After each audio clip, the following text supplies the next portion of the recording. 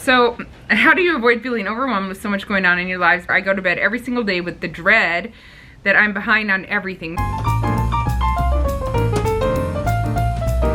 Hi guys, welcome back to our channel. We're here today to answer some of your questions. That's right. We try to do this on Thursdays. Sometimes it's almost impossible to do it. In fact, almost? It actually felt impossible recently. Yeah, even this week it felt like it. But where there's a will, there's a way. We're trying hard. That's right. If we told you all the obstacles, you would just laugh because it is real. I think they can figure out if you have even one child. Yeah. You know, sometimes you have good intentions, yeah. but you just cannot really. Yeah.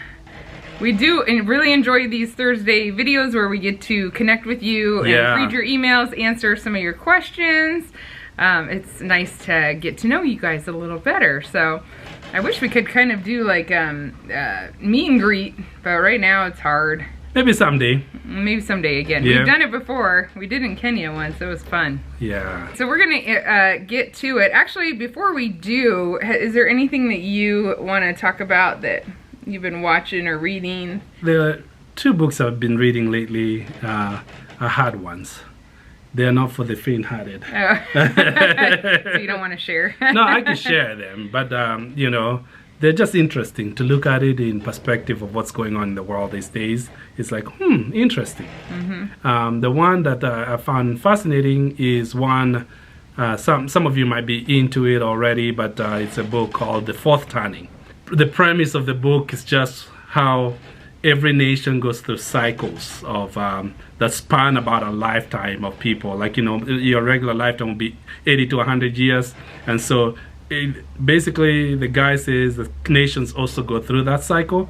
And every quarter, 20 to 25 years is a shift in attitudes. And it was very interesting to see his theory and the premise and the historical work that they put together in compiling this attempt to, I guess, predict the things that you are to see in the future. And scary at the same time. Yeah. But anyway, and the other one I'll tell you next time because I'm really early in it and she's reading too the same thing. So maybe next time we'll share once we get to the cover of the book. Yeah. One book I am reading, I'm almost done with, is Brave New World, which my kids had to read for high school requirements. It is weird. And I've heard people reference it a lot, and I just never had read it, so I just wanted to read it. It's very different and interesting, but it's kind of cool reading about these dystopian societies or whatever. I read The Giver last year, and then there's 3 more books in that series that I read early this year. My daughter's really into this, like, she likes that kind of book, the fiction that's supposed to be like in the future when the world is strange and dystopian societies. And it's kind of interesting reading them because it's really, most of these cultures, they are trying to get rid of pain and discomfort, and in doing so they're pretty successful, but then they get rid of the good stuff that we love. So we love, like, love and family. Actually, most of these books, like, they dissolve family. The government does, in order to make everybody happy all the time. And it's kind of weird. You see, like, how some decisions we make now are not, like, are they worth it, you know? And what's funny is that it's a $1 million question in the Bible. One of the things that I found that many people, there's a question I always think, if God is so good and loving, why do we have suffering in the world? Why do we allow suffering in the world?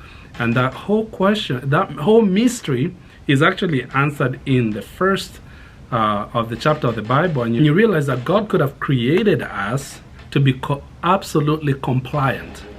He is capable of making us, of programming us to always comply and to do everything according to what He desires. But then there would not be such thing as love. But because there is love, there is also risk. And so God made a choice to create us anyway, knowing that we will, with a free will and all that, that there will be a possibility for distraction. But you can't have it both ways. If you're going to have love, then you're going to have risk.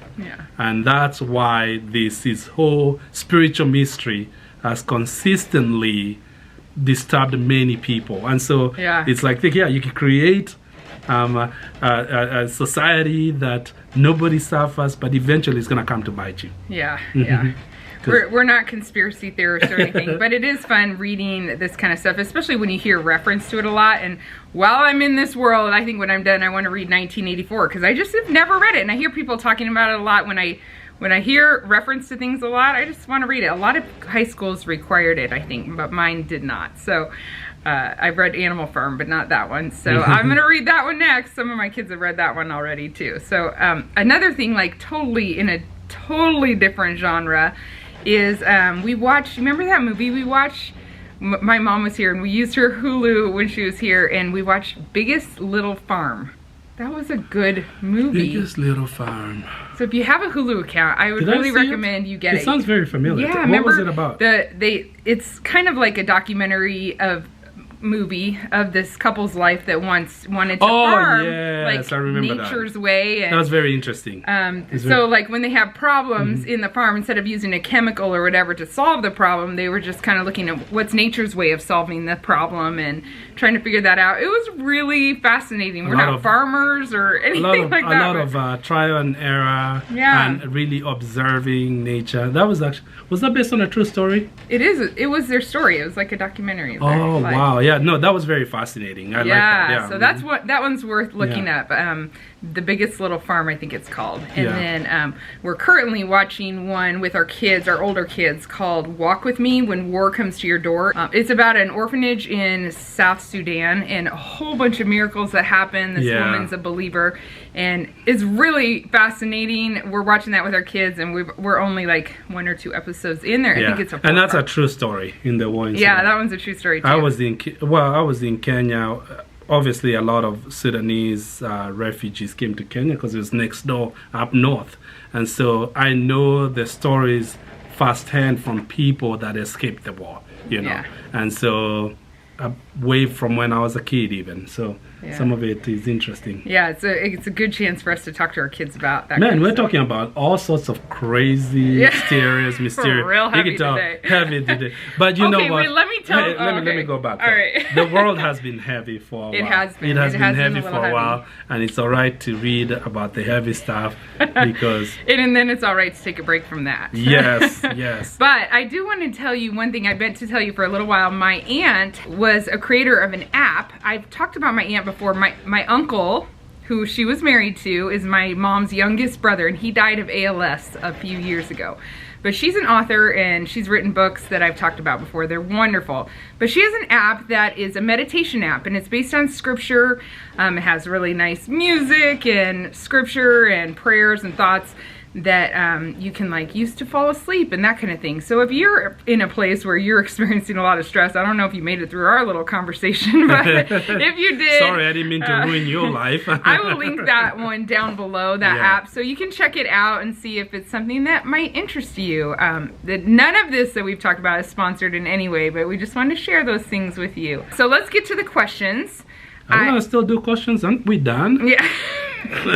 No, maybe a few. Would we be good podcasters? Maybe, because we can just go on and on and on. Yeah, that's right.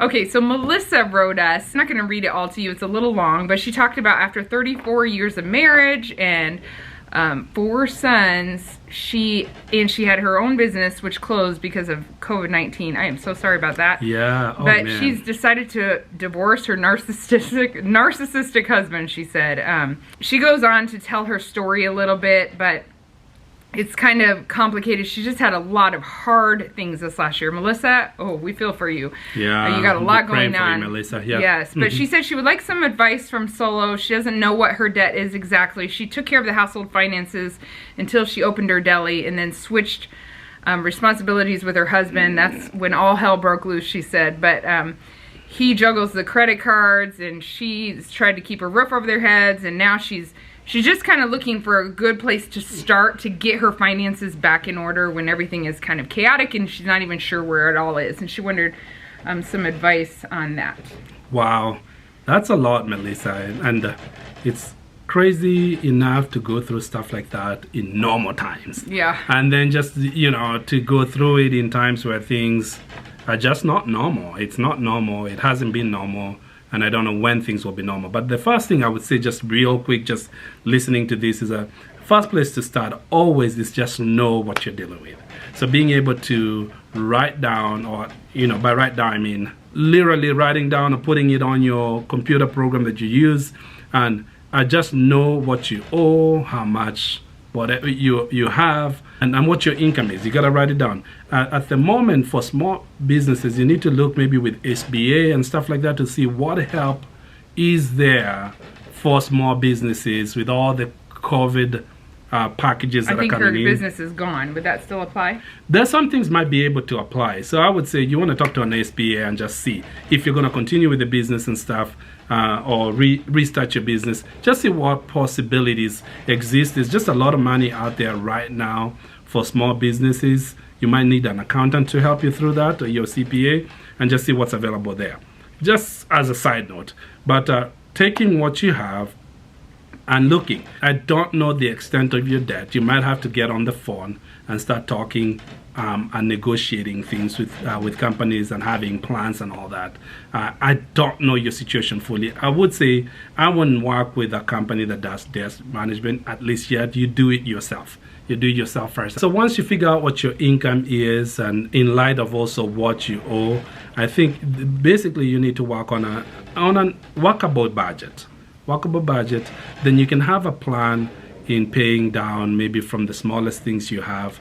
But I will also get on the phone with the banks and creditors that you have, tell them your situation, try to work out some things. There are also some plans right now. There are some that might give you a break for a little bit, or renegotiate, or consolidate certain debts depending on what assets you have. Maybe you have assets that can be collateral, and because the rates are low if you have good credit, that is. So you might be able to consolidate and do all sorts of things. It all begins though with knowing, and then figuring out a working budget, and then talk to your creditors directly. Yeah, this might be for somebody out there, maybe you, Melissa, or maybe somebody else, but ignoring your financial situation will never get you anywhere. No, it just makes you go backward. So even if you feel like it's impossible, there's very few situations that are actually impossible. If you can just know where you're at, open that mail, don't ignore that mail, and just figure out exactly where you're at. That's progress in itself, and you're going to make progress when you know it, and then you can clear-mindedly start developing a plan to get rid of it. But like he said, call some of those creditors and see if they'll work with you, and if they know that you're willing to pay, they're going to be more likely to work with you too. Okay, so we're going to move on. Anna said, how do you avoid feeling overwhelmed with so much going on in your lives? By the way, if you hear squeaking, we're in Solo's office at church, and it is so windy out here, and we're kind of in a field, crazy. And the wind is creaking. I hope this building holds. There's music. Okay. It talks to you. Yeah, it does talk to you. So how do you avoid feeling overwhelmed with so much going on in your lives between parenting an 11-month-old, home ownership, the endless projects, she said, jobs, side jobs, meal planning, being a good friend, daughter, and neighbor. I go to bed every single day with the dread that I'm behind on everything. This probably sounds laughable to you. It does not at all. No. And we have only one baby, and I feel like I can't sit down and read a book ever. My husband pretty much feels the same way. Hey, listen, we go through a lot of seasons where we can't sit down and read a book. A lot. I know, yeah. But what do you have something to say about that, or you want me to talk? Well, you can talk. I think that's just life right now. Especially when you're a parent and you have a lot going on. It's like 11-month-olds are busy. I don't know if your 11-month-old's walking yet, but if not, your life is about to get even busier. They're a full-time job as it is once they start walking and reaching all sorts of things. So it's just it's a stage of life, you know. I find it helps a lot to make my goals for the day extremely manageable. So I might have, you listed a lot of things, being a good friend, neighbor, daughter, jobs, side jobs, meal planning, all these things. I might focus on one of those things that day, or just have a checklist of like 2 things I'm hoping to get done that day. And maybe even those 2 things won't get done, but I really try not to go to bed with the sense of like dread that that I'm not getting enough done. And if I do, I know that I'm just asking too much of myself, because you're getting so much done taking care of your little one. I don't know if you have a job, but you're probably getting a lot done every day, and that is just your normal everyday day-to-day things. And so when you have a little extra time, you can work on some of those other things that are extra. Now, we have house projects that go for a little while sometimes. I have like 6 different projects. Yeah. And I'll be like, get home, I'm like, okay. Yeah. Which one do I tackle today? I'm like, none of them. I'd like to take a nap. So that's just... Give yourself a lot of grace. Yes. Plan some easier meals so you don't have to meal plans. Early bedtime with little kids, working that helps a lot too. Early bedtime. Keep early bedtime. If you have it now, keep it for as long as you can. If you don't work your way towards it. Yes. And then like for meal planning, to make it easier, do the same meal plan every 2 weeks, and so that you don't have to worry about think about it too much. Yeah, just have some things that are like systems in your life that you don't have to think about too much. That helps a lot. It makes a big difference. And then also make sure you're making time to rest. Yes. Because that is so important too. Recharge. Yes. Reset. You and your husband should be able to just feel like, okay, this is our time to rest, and not feel guilty about all the things you're not doing. Yes. So a lot of things can wait. And true. there will be time. There will be seasons when you read again. And you're very good at that, Sarah, when it comes to being very realistic with the goals that you set to accomplish that day. And I think you get that. I see you doing that, which is actually better than I even operate, is that you would actually have your list, and then that's what your goals are that day. And you have a very good judgment of what you can do, and so I think it helps a lot, because then you can, when you're done with your checklist, you can give yourself permission to rest, check out, and see another day. Yes, but I keep that list very manageable. Very realistic. Okay, Jean said, my husband is a minister of a Christian church in Florida. What brought you to Nebraska? Solo's mentioned in the past episodes that the winters were starting to bother him. Are they starting to bother you? Yes. We have a niece that wanted to minister in Kenya, but was unable to return because she's a single woman, and it seemed to be a lot of political unrest at the time she wanted to return. Personally, have you had trouble getting into the country of Kenya, and do you want to return to Kenya to minister in the future? It's a lot of questions. What do you feel about Nebraska? What brought you here? When you see a beautiful lady like this. Okay. Yeah, I'm like... What brought us here? We moved here from St. Louis, my family, when I was like 11 years old, because my dad started the church that we now pastor. So that's what brought us here, and then he came... Yeah, love. It's like love is crazy. I know why they say love is blind, because we just had 3 weeks of almost every day -0 temperatures, negative temperatures. Fahrenheit. Yes. And I'm thinking, what in the world am I doing here? What's wrong with my judgment? The same thing. What is wrong with my judgment? No. I think every Nebraskan was thinking the same thing. Yeah, but other than all the different COVID stuff that's come up in the last 1 year, it's not really hard to return. And even people still are going to Kenya. They're lenient. They have like reasonable guidelines and rules. Political unrest, I think there's time to time, but it's never like, other than one time that happened in 2007 that was kind of a scary week. Political language and unrest happens from time to time. I don't think it's any more intense than it is here. I know, I knew of some girls that were trying to go around the last election time, and those can be intense times, and they decided not to. But if you're not around on election season right now, I mean, America's... Is that the same? Yeah. You're just kidding, but kind of. No, it's the same.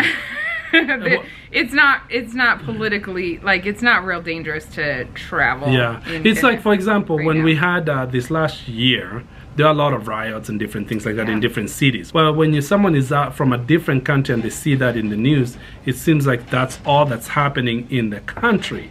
And so, but life still goes on. It's like those things are true, but there are pockets of, and so that's what happens. It's not different with the political unrest. It's the same thing, So you'll have riots and things like of that nature, but life just goes on. So, as far as us personally going to Kenya, we'd love to go right now, but I cannot imagine having my kids, especially my young ones, wear a mask for that many hours, because you have to do it on the plane for the whole time. I mean, that is a long time. And our kids aren't in school with masks. We're homeschoolers, so they're not even used to wearing them for hours at a time, let alone just really short trips here 24 and there. hours of wearing a mask. That would be very difficult, and I actually don't think it would be good for them in any way to wear the mask. It's not worth it. Yeah, so. Have you ever thought about a private jet? With your money from the Cayman Islands that you've been hiding right, there? Exactly. Yeah, so, Okay, Shamika said she wants to ask Solo a finance question. I do have a YouTube channel and I do budget videos. I know, Shamika. In my budget videos, I calculate in my YouTube income. I'm not breaking the bank on that, but the Lord is gracious to our family. I want to make sure that I'm calculating this correctly, or maybe that is not the right word. I want to make sure I'm keeping the proper paperwork for tax purposes. I use one specific sheet, but had another person, an accountant friend, tell me I need to separate that income from my regular sheet. I think I already do this, but I wanted to make sure. That your accountant is absolutely right. In fact, it's a lot easier and cleaner. So if you're doing your own channel and you're getting a 1099 based on your own social security number and all that, while your sole proprietorship income can be merged into your personal income.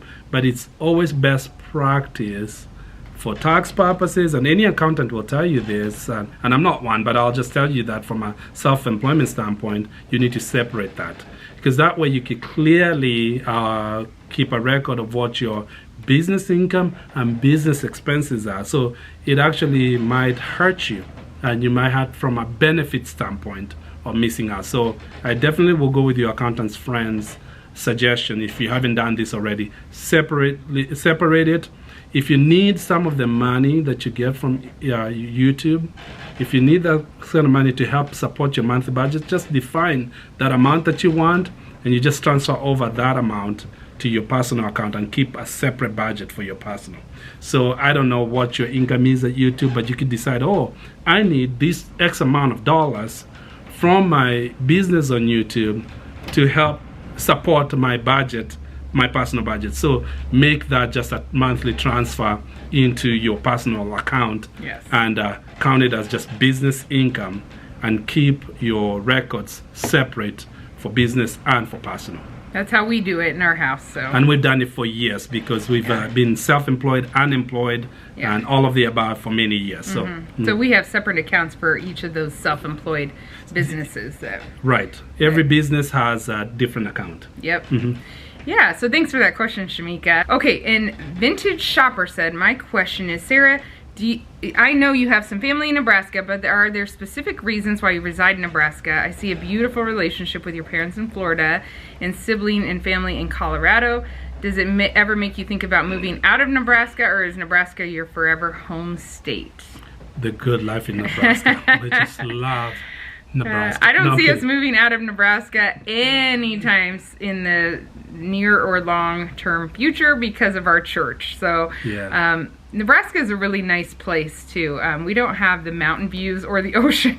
Hey, we have the but clear we're blue thankful skies. We have family that live in the mountains and the ocean. We do have big skies. Yes, we have big skies. We have corn. Yeah.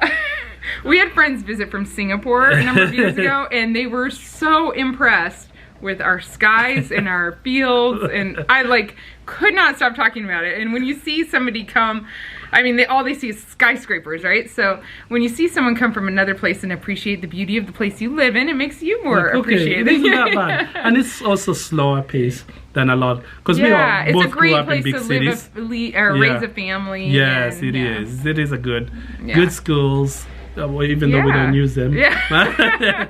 It's a great place. We got a lot of wind if you need wind. But really it's about the call. For us the ministry is a call of God. And so we don't get to choose that. Yeah. We just follow the assignment. Yeah, that's right. No matter where it would take us. Yeah, just you go to Botswana. It's like, yes, sir. Yes. Like my grandma says, when I get to heaven, I want some beachfront property. Yeah. So, there's always time later. Yeah, exactly. Darlene said, I'm trying to pay off. I only have time for one more, Sarah. I gotta have another appointment. Okay. Darlene said, I'm trying to pay off credit card debt, even though I've heard that you should start with the smallest balance and / highest interest rate card and go from there. I want to tackle the card with the highest balance. It makes me feel like I'm getting somewhere in debt reduction. Am I wrong in this method? Not really. Well, you're not really wrong in this method. Actually, the smartest way is paying down the highest interest rate. Yeah. Okay. quote unquote. That's the smartest way to go. However, there is something to be said psychologically about the just completing a task. And so I think there's something that happens in your system when you have wins. And so the small ones, you can tackle them quicker. And so that's when people that talk about the debt roll up or debt snowball, whatever term you want to use for that, they support that because when you get a win and you roll the payment, you roll the payment over to the next one, the small ones give you those wins. So now you're accumulating all these payments that you're no longer paying. So by the time you get to the big one, you actually have a lot more money from a cash flow standpoint to work with. And that big one will come down a lot faster. As long as you're disciplined enough to pay off your debt, that's what really matters. I would go with the highest interest rate if you're disciplined enough. Many people are not disciplined enough. So they help themselves. So if you are, you go for the big balance, but interest rate first then. That's what I'll say. Interest rate first. Yeah, so hey, way to go tackling it. Hey, if he gives you a lot of pleasure to go for the big one, hey, go for it, girl. Go for it. Just get it paid off, know? Get it paid off. That's the goal. Yep. If you guys have debt outside of your mortgage, we encourage you to pay it off. It is so much freedom. You can do more of what you want to do, and it is totally worth it. Yeah, it is worth it. Hey guys, thanks for watching today. We'll be back next week. We'll either tackle a topic or we'll answer your questions more, but I'll put the email address down below where you can write to us with your questions, and we always appreciate those. Thank you for being here and listening to us. That's awesome. We appreciate that. Well, maybe we should say we'll try to be back next week because we don't have a very good track record in the last couple of weeks. I know. We'll try real hard. We'll try very hard. Yeah. Guys, thanks for watching. Bye. Bye.